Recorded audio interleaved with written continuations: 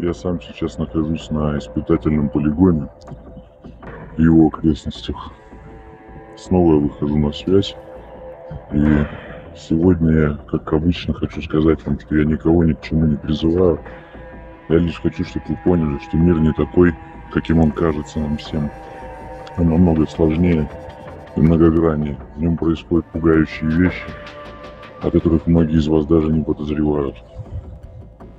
Итак, сегодня речь пойдет не столько об инопланетянах, сколько о космических перелетах и космических кораблях.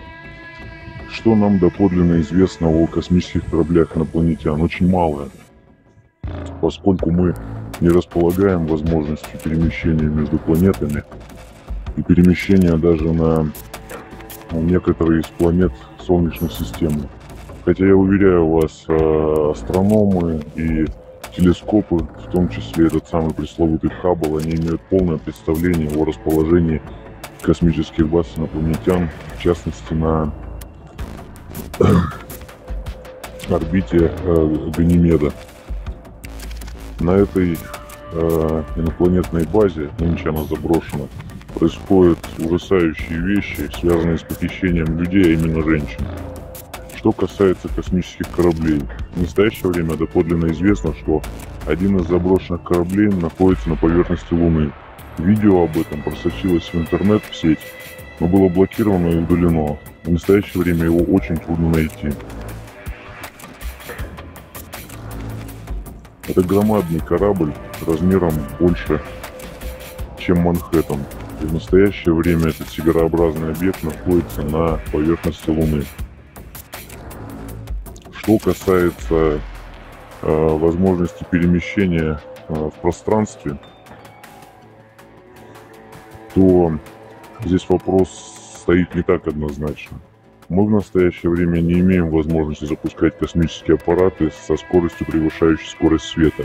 Но тем не менее учеными выдвинуты предположения о тахионных веществах и тахионных частицах, которые хаотичным образом находятся в космосе, и так называемых тахионных спиралях.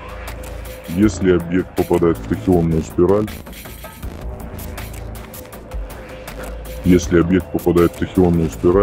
то он приобретает скорость выше скорости света.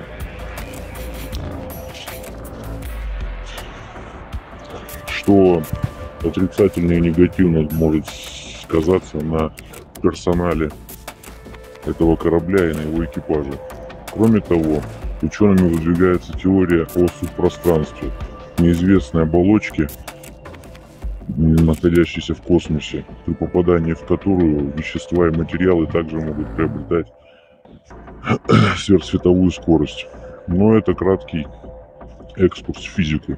Что касается инопланетных кораблей, доподлинно известно, что используются определенные вещества, получаемые из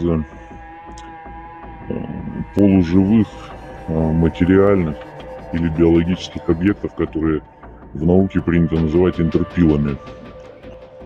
Эти вещества или материалы, или биосубстанции способны по своему желанию прорываться сквозь пространство. На одном из кораблей была найдена кровь интерпилов, черная субстанция. Между прочим, в архивах Стрэнджа есть об этом упоминание, о том, как группа солдат нашла на разбившемся корабле колбу с черной жижей. Вот это и была кровь интерпилов. Именно на основе этого вещества, этой крови, скажем так, крови интерпилов, были разработаны технологии стелс. Что мы о них знаем? Это самолеты, которые не видны на радарах. Но это то, что лишь на поверхности. В более глубоких смыслах технологии стелс подразумевают одномоментный, ежесекундный перенос в пространстве на большие расстояния.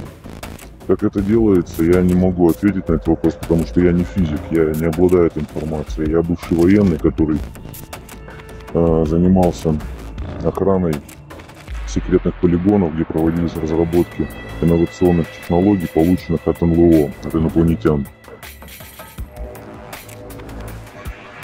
В настоящее время Стрэнджем готовится специальная операция связанная с телепатическим контактом и выходом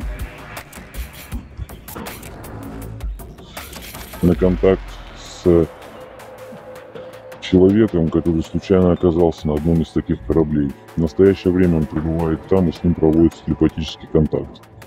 Этот человек, грубо говоря, сливает Стрэнджу информацию о том, как устроена мощность этого корабля. Сколько этот человек сможет там прожить, нам неизвестно. Как его оттуда вытащить, мы тоже не знаем, потому что мы не обладаем такими мощностями. Телепатический контакт, я думаю, вы меня понимаете. Многие могут сказать, что это фикция или бред, но я вас уверяю, это не фикция, не бред, иначе бы мы просто не занимались этими делами. Моя жизнь, она сейчас подвергается опасности, она по факту разрушена. Я борюсь за существование, которое мне обеспечивается Стрэнджем и его людьми. Поскольку для корпорации секретных спецслужб я очень опасный свидетель, который решил заговорить в один прекрасный момент. И все это делаю для того, чтобы только вы узнали о том, что наш мир, он имеет скрытые тайны и неизвестные обстоятельства. И я продолжу свои репортажи и буду рассказывать вам о том, что знаю лично. В настоящее время космические корабли могут быть замечены практически над всей поверхностью нашего земного шара. На орбите нашей планеты находятся корабли. Также они фиксируются радарными службами, фиксируются службами ВВС. Но мы не обладаем мощностью для того, чтобы проводить разработки и изучение этих кораблей. Единственное, что нам остается, это делиться теми сведениями, которые я подчеркнул, пребывая на службе в секретных полигонах, и теми сведениями, которые стекаются к Стрэнджу со всего мира. Единственное, что я хочу вам сказать, что наш мир в настоящее время находится на грани, потому как мы не располагаем точными сведениями, что именно инопланетяне хотят от нашей планеты. В настоящее время мир подошел к своей черте. Возможно, следующим шагом инопланетян станет колонизация нашей планеты. И как только корабли, которые висят на орбите нашей планеты, перестанут быть невидимыми, и мы воочию сможем лицезреть их, знаете, в этот самый момент наступают последние дни человечества.